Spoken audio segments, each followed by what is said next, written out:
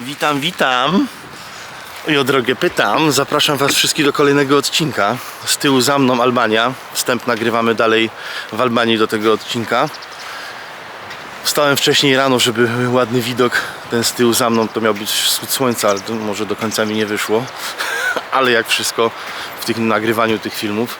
Słuchajcie, zapraszam was na kolejny odcinek, w którym zobaczycie nasze perypetie. Zepsuło nam się auto w Chorwacji, jak staliśmy na kempingu. Trochę tam ponagrywałem, troszeczkę polataliśmy dronem, coś postaraliśmy się nagrać, jakiś fajny materiał. Zobaczcie, jak to wyszło. Zapraszam was do subskrybowania, lajkowania, dodawania komentarzy, jakiejś interakcji. Jak wam się nie podoba, to dajcie łapkę w dół, jak wam się podoba, to dajcie łapkę do góry. Naciśnijcie cudowny czerwony przycisk i dzwoneczek, żeby nie być za późno z materiałami. No i co? Miłego oglądania. Wezmę drona, jest chłodno, słychać tylko fale. Wszystko za free. Jeden bar tylko działa. To wszystko takie obmulone. Mam dość, tragedia. Totalna sztuka. No same przygody. My niedawno wyjechali, a już się coś dzieje. Ręce, które leczą. Jesteśmy na kempingu. Ola dzisiaj robiła pranie. Wykorzystaliśmy moment, więc wstawiliśmy sobie pralkę. Dwa prania, wszystko wysuszyliśmy w suszkach, po prostu wystawiliśmy na dwór. Słońce było tak piękne, że w sumie w 2-3 godziny pranie wysło. Stoimy na kempingu, możemy się rozłożyć, więc po prostu się rozłożyliśmy. Doniosłem wodę w konewkach. Chodzi po prostu o to, żeby nie ruszać tego auta. Nie chce nam się składać, rozkładać. Ono jest idealnie w tej chwili wypoziomowane. Więc po prostu przyniosłem wodę w konewkach, zalałem do pełna. Na dwa prania zużyliśmy z myciem naczyń 110-120 litrów, bo to tak liczę na konewki, no nie? Więc powiedzmy, że 50 litrów wychodzi na takie normalne, pełne pranie, czyli takie standardowe. Nie żadne krótkie i tak dalej, tylko takie normalne, zwykłe pranie. Trzeba wynieść jeszcze szarą wodę, ponieważ z prania została jeszcze szara woda. I wczoraj wieczorem opróżniłem zbiorniki do końca, więc tak naprawdę tyle ile wczoraj, tyle ile dzisiaj żeśmy zużyli na jedno mycie naczyń plus te dwa prania, no to tyle ile wlałem, czyli około 110 litrów, może 120, to tyle samo muszę wynieść. Nie ma innej opcji, nie chce mi się po prostu przestawiać.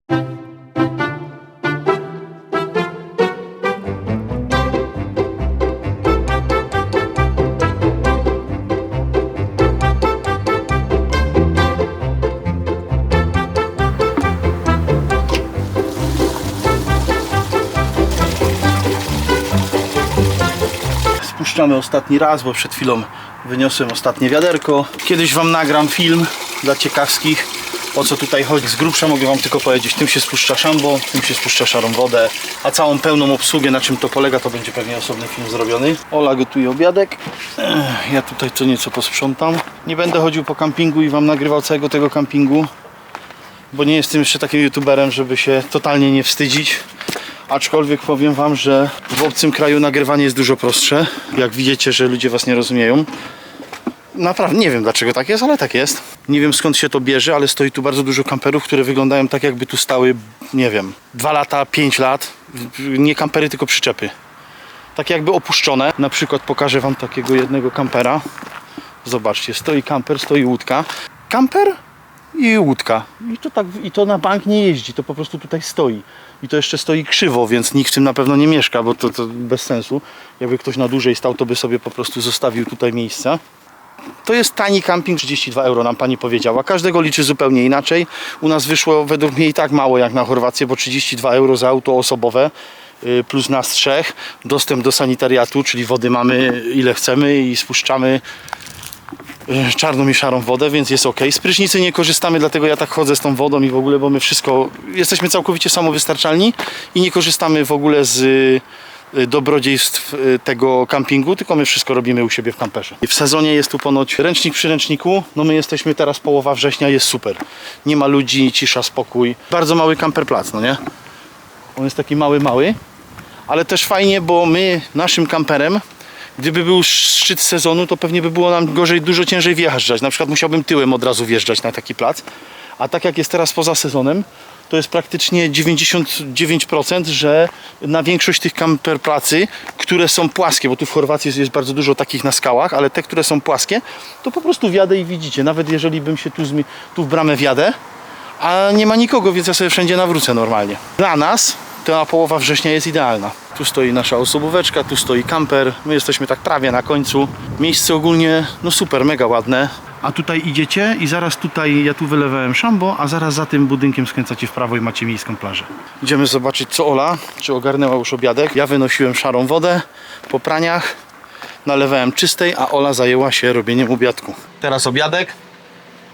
Obiadek robiony w airfryerze. Genialne urządzenie. Do obiadów chyba używamy najwięcej teraz tego.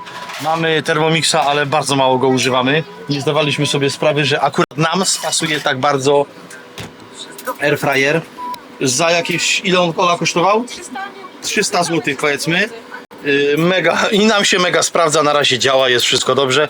Jak się zepsuje, będziemy się zastanawiać. Na razie jest świetnie. Mamy Thermomixa, ale Thermomixa używamy bardzo mało. W sumie to używamy go do naleśników, takich rzeczy. No i co, siadamy do jedzonka. A dzisiaj na obiadek mamy kurczaczek, frytki własnej roboty z ziemniaczków robione w airfryerze i do tego pewnie będzie jakiś pomidorek, za surówkę robił, może jakiś ogóreczek. Zjemy i co mama robimy, jak zjemy dzisiaj? Pójdziemy się przejść może tam wzdłuż do końca.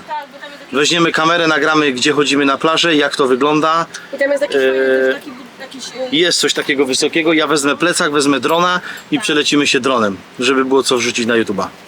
Żebyście mieli co oglądać. Dobra. jak na prawdziwe południowe kraje, winko do obiadu.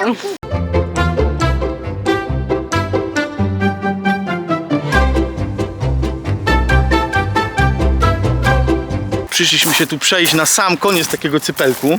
Jest taki wieczór, jest chłodno, słychać tylko fale. No jest ciekawie po prostu, no co wam mogę powiedzieć, po prostu jest ciekawie. Jest inaczej przede wszystkim niż wszystko to, co my żeśmy w życiu doświadczyli i widzieli. Są wszystko nowe rzeczy, których my pierwszy raz spotykamy, macamy i w ogóle. Tam jest miejscowość w oddali, miasteczko, po drugiej stronie na wyspie. My jesteśmy tam, na kempingu. Są dwie ławeczki, można sobie przyjść tu usiąść. Jedna jest tu, druga jest tu. Da się tu wjechać autem, ale na pewno nie da się tu wjechać kamperem, bo zaraz by się przyczepili, bo trzeba jechać chodnikiem. Pewnie miejscowi wiedzą jeszcze, jak tu gdzieś dojechać od tamtej strony, od tych gór tu. Ale to już jest pewnie dla bardziej wtajemniczonych.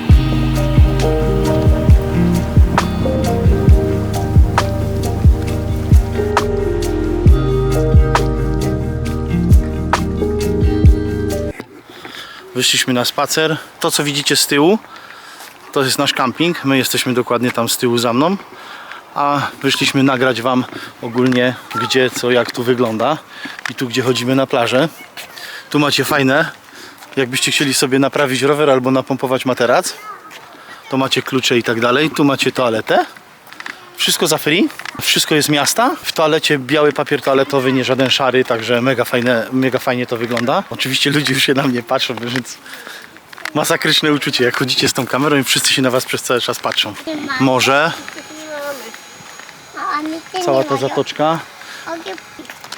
No i przede mną, tam gdzie widzicie, macie rowerki. To było wszystko czynne chyba w sezonie, bo teraz wszystko jest wyłączone. Jeden bar tylko działa. To bardzo fajnie, bo wychodzicie z morza, od razu można iść na prysznic, przepłukać się z tej osolonej wody. Do tego wszystkiego macie tutaj kosz do koszykówki, boisko do siatkówki, no i restauracja obok mnie. Tu, gdzie można sobie iść coś zjeść, napić się, ale też już jest wszystko bardzo okrojone. Po prostu wrzesień, to już jest prawie połowa września, więc wszystko jest mega okrojone, ale nam się mega podoba, bo jest bardzo mało ludzi. Idziemy na plażę i są 3-4 rodziny, a nie, że jest jakiś jeden wielki tłum. Tu macie za mną siłownię. Nawet widziałem dzisiaj, że jeden gość ćwiczył. Zosia oczywiście chce iść na plac zabaw i idziemy tam dalej pokazać wam, co jest tam dalej, bo tam dalej jest bardzo fajnie. Tu jest w sumie miejsce, gdzie my żeśmy spędzili ostatnie 2 dni, czyli cały ten plac zabaw. Tu się Zosia bawiła przez ostatnie 2 dni. A my chodziliśmy się tam kąpać. Dokładnie tam. Tam żeśmy leżeli pod tym drzewkiem, tam żeśmy się chodzili kąpać. Siedzieli, pływali. W sumie więcej to żeśmy pływali niż siedzieli. Co wam mogę jeszcze pokazać? Tutaj macie siłownia, boisko do siatkówki, boisko do koszykówki obok. Piękny widok na góry. Tu macie prysznic. Tam był prysznic. I z tej strony też jest prysznic w tym miejscu. I my żeśmy cały czas tu chodzili na prysznic korzystać. Mega fajne miejsce. Mam nadzieję, że im dalej pojedziemy, będzie tylko czystsza woda, ponieważ jak zajechaliśmy tutaj, to były deszcze i burze. Ta woda to był budyń, to nie była czysta woda. No jak nurkowaliśmy i patrzy się na dno, to niezbyt fajnie. To wszystko takie obmulone, nic pięknego. No i widzicie, morze wyrzuciło wszystko paprochy. Wszędzie paprochy, a kolor morza tutaj się wydaje wszystko piękne, ładne i czyste, bo ta woda się wydaje naprawdę ładna i czysta, ale jak odpłyniecie troszeczkę od brzegu, kawałeczek dalej, to te kamyki są całe pokryte mułem i brudem. Trochę żeśmy ponurkowali, ale jakoś nie było to jak mega zachwycające dno do oglądania, dlatego mówię, że liczę, że jak pojedziemy niżej, dalej, to że tam będzie bardzo fajnie i czyściutko. I ta woda będzie przede wszystkim fajniejsza. Idziemy teraz puścić drona i pokazać wam, jak to wszystko tutaj dookoła nas wygląda z drona. Wznieśliśmy się dronem w powietrze i okazało się, że w dronie nie ma karty pamięci. Więc co? Zostajemy i czekamy. Mama poleciała po kartę pamięci, żeby wznieść się dronem. No bo samo polatanie to nic wielkiego.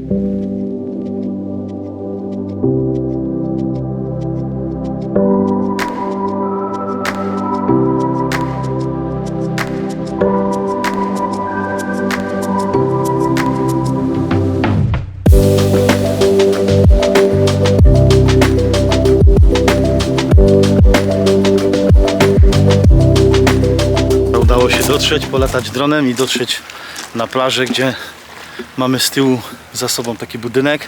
Na dronie będziecie to widzieć. I piękny zachód słońca. Wczoraj też tutaj byliśmy nad zachodem słońca. No i są takie murki ładne, pozostałości z czegoś.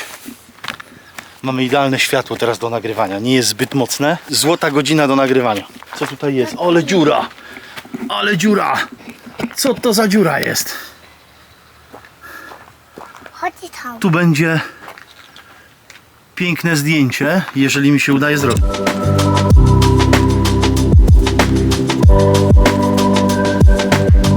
Dobra, idziemy w końcu to obejść. Nie wiem, co to są za pozostałości, nie chcę mi się tego tłumaczyć. Wiecie jak jest, my nie jesteśmy z tych, którzy będą teraz wam czytać idealnie, co tutaj jest. Mała? Tu jest taka mała dziura? Tak. Pokaż, Zosia, zaprezentuj tą dziurę. Tu i mała. Tu jest mała dziura, proszę. Zobaczcie, tu jest mała dziura. I tu też jest mała dziura. Dobra, zaraz im pokażemy wszystkim, jakie są małe dziury. Widzicie? Małe dziury. Dobra, idziemy to obejść dookoła. Bardzo dużo ludzi przyszło na zachód słońca. Nie jesteśmy jedynymi, którzy chcieli to zobaczyć. Nie wiem, może latarnia to kiedyś była. Dobra, idziemy sobie posiedzieć. Nowy dzień. Nowe przygody. Rozładował nam się akumulator w BMC. Nie wiemy dlaczego. A problem polega na tym, że kable mamy w bagażniku, z którego się nie da nic wyciągnąć. Wzięliśmy akumulator z kampera. Tam są 3 akumulatory, bo mamy jedne ogniwa, ale to służy do obsługi domu. Mamy jeden olbrzymi 12V, ale jest za duży, żeby go wyciągać, nie chce mi się na pewno. Więc wyciągłem ten z przodu, co jest taki awaryjny do odpalania samochodu. One są razem sprzężone. I teraz potrzebuję wykombinować jakieś kable, żeby podłączyć plus i masę, żeby to auto jakoś odpalić. Ale oczywiście kable są w bagażniku. Nigdy nie przypuszczałem, że akurat BMK stanie pod kątem elektrycznym. W ostateczności potnę przedłużacz, jak tego nie wyciągnę stamtąd. Ja chciałam fotel złożyć, wiesz? Ja roweru nie wyjmę, bo on jest za duży. No, to ci mówiłam. Dlatego chciałam złożyć fotel. Dobra, to nic to nie da, tniemy kable. Mam tam- dość, jestem po prostu... Jeszcze dobrze, żeśmy nie wyjechali, a już się coś musiało zepsuć. To jest tragedia. Dobra, mamy plus. Znalazłem takie kable, co mi zostały. I te kable, mówię, może się kiedyś na coś przydadzą, zostawię je. Nie wiem jakim cudem, ale się przydadzą. W życiu bym nie powiedział, że się tu przydadzą te kable, no ale przydadzą się. To taki stary kabel z przedłużacza. Resztki mi zostały. Teraz plus podłączę. BMW ma także pod maską są kable uszykowane, żeby podłączać auto. I też tak spróbuję to wykorzystać. Masę to tylko dotknę, a ty pójdziesz wtedy z tyłu i od razu otworzysz samochód guzikiem, nie? Pociągniesz, bo jak pójdzie prąd, to bagażnik się od razu otworzy. Wtedy będziemy mieć zwykłe kable jeszcze. Zaraz je wyciągnę. Już wiem, że zwykłe kable muszę mieć 2 komplety, bo jedne muszą być w BMC, żeby gdzieś kogoś poprosić, a drugie muszą być w kamperze, do kampera. Z czego kamper to jest totalnie bezobsługowy, no. Jeśli chodzi o kampera, to... O! Mam nadzieję, że to wystarczy. A teraz ten drugi. Masę. Idziemy po nakrętkę. Totalna sztuka, ale musimy sobie jakoś poradzić, więc będziemy próbować jak umiemy. I jakie mamy dostępne środki. No to ci 3 kable osobno, a tam Im były więcej, pojedynczo. im więcej, tym lepiej. Bo Aha. tu duży prąd tym musi przepłynąć. Okej. Znaczy do otwarcia auta to nie duże, ale jakbyśmy odpalali na tych kablach. Ten Okej. akumulator, który jest w bagażniku, on jest dead. Nawet się nic nie miga. Nie wiem jakim cudem to się stało, że coś rozładowało akumulator do tego stopnia. Naprawdę nie mam pojęcia. Nie miało co? Wszystko powyłączaliśmy, ale to wczoraj mi auto tak odpaliło ciężko, po południu. Po jednym dniu stania i to już mi się nie spodobało. Dlatego jak teraz podszedłem i zobaczyłem, że od razu dotkłem tylko kluczyka, nic nie działa, to mówię akumulator. Bo on bardzo ciężko wczoraj odpalił, po 2 dniach stania, czy tam po jednym. Jeden cały dzień stał. Tak, jeden cały dzień i całą noc. I on tak dziwnie odpalił, ja mówię, co jest takie... Tak jakoś nie bardzo, czy tak nigdy nie było. No nie, ona to potrafiła też stać jakiś tam, nie wiem, 1 dzień czy coś, niejeżdżona i też się nic nie działo. Przecież stała na warsztacie trochę i w ogóle. No. Nie powinno tak być. A tu nagle ni z gruszki, ni z pietruszki auto tak jakoś ciężko odpaliło wczoraj. Plus mamy już na stałe. No bo teraz, żeby otworzyć z tyłu i dostać się do kabli, z czego mi te kable teraz to już nie będą potrzebne, bo idę po śrubkę. A skąd bierzesz śrubki? Te co są oryginalne od akumulatora. To są 3 kable od akumulatora, które muszę podłączyć z powrotem. Jakby to powiedzieć, zawsze dni pełne wrażeń. Iskrzy się. Ale to oznacza, że Jest prąd. jest prąd. Dobra. No i patrzcie. Tada! To teraz jeszcze niech się doładuje. I będziemy szukać przyczyny, co pobiera prąd w tym aucie, co było naciśnięte, co spowodowało, że nie mieliśmy prądu w aucie. Kable muszą być zawsze na wierzchu po prostu leżeć. Gdzieś pod wycieraczką Ja w to po schowku. prostu źle rozwiązałem, że tak zrobiłem, jak zrobiłem. Bo to jest tak jak z tym płynem do odmrażania zamków, który zawsze jest w schowku w aucie, nie? No, to posprzątamy, wyniesiemy i zaraz odpalimy BMK i wszystko z powrotem będę składał i szukał, czy jakaś lampka była zostawiona zapalona, czy coś, ale nie, bagażnik był zamknięty, to nie było Według mnie żadna lampka. Radio też nie, chyba że to radio oszalało.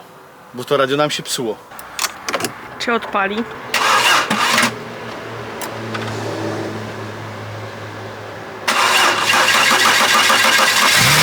Jest! Paliła, ale to nie wszystko, bo teraz to nie mam pojęcia jeszcze co kradło prąd.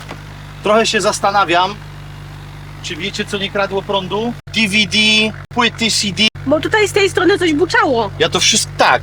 No i to będzie to. I ja chciałem to wszystko wyrzucić, bo jest mi to do niczego niepotrzebne. Mam zapasowe cewki, części. Chciałem to wszystko poodpinać, wyrzucić, bo nikt z tego nie korzysta. A jest tu milion tych kabli, które mogą pobierać prąd.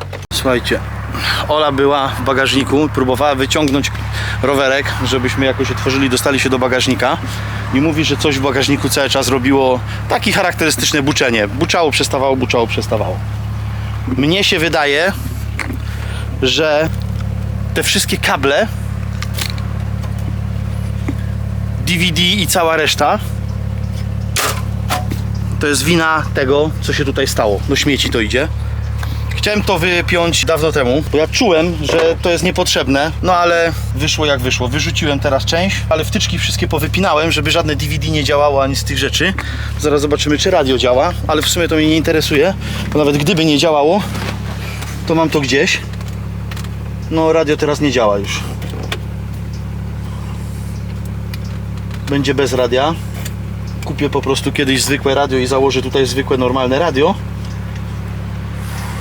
A to radio po prostu nie będzie już działać, bo to jest to, co pobierało tu prąd. Tu coś było nie tak z tym radiem, bo ono czasem działało, czasem nie. Składam to wszystko dalej. Jak to poskładam, to mam nadzieję, że się akurat auto trochę doładuje i że jak już się zgaszę, to później normalnie odpalę, dlatego na razie akumulatora nie będę chował. Najpierw wszystko poskładam. No same przygody, ale trudno. Jest jak jest. Nie poddajemy się. Nie powiem, ja jestem bardzo nerwowy, więc od razu dostałem białej gorączki. Jakbym mógł, to bym ugryzł to auto, bo nienawidzę takich sytuacji, a jeszcze tym bardziej, że my żeśmy niedawno wyjechali, a już się coś dzieje, no nie? Ale cały czas są przygody.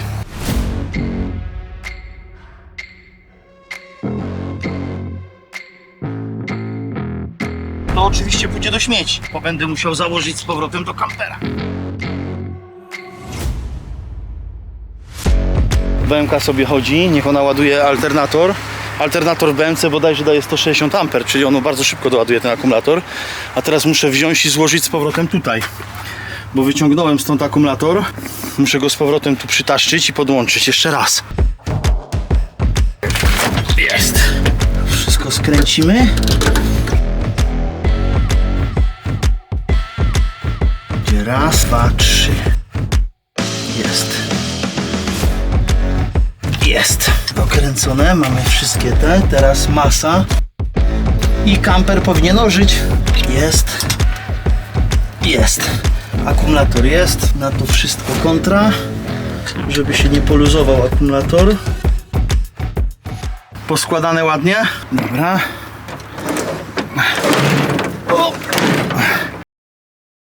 Jest zamknięte, BMK sobie chodzi, musimy pozbierać teraz klucze, poukładać to wszystko.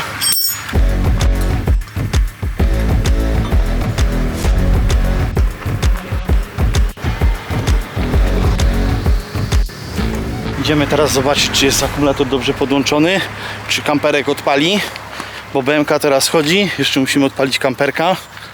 Jedziemy się opróżnić i jedziemy dalej. On się w trasie naładuje i mam nadzieję, że będzie wszystko dobrze. Dziewczyny ogarniają tutaj. Dobrze, że ja mam wszystkie narzędzia, teraz to dopiero doceniam i że mam jakieś zdolności manualne, że coś umiem zrobić i dzięki temu jakoś to wszystko funkcjonuje. Teraz trzeba jeszcze przełączyć, żeby wszystko było na jednym akumulatorze. Tak.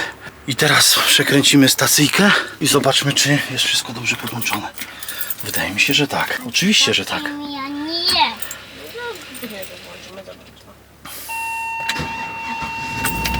Pięknie. Działa jak dym. Jedziemy się opróżniać i jedziemy dalej. Po całych tych przygodach z tym wyciągnięciem tego słynnego DCT, BMK jedzie, została uzdrowiona, ręce, które leczą. Mam nadzieję, że będzie wszystko dobrze i że faktycznie to było jakiś pobór prądu spowodowany, że coś oszalały te wszystkie bajery, które były w tym bagażniku.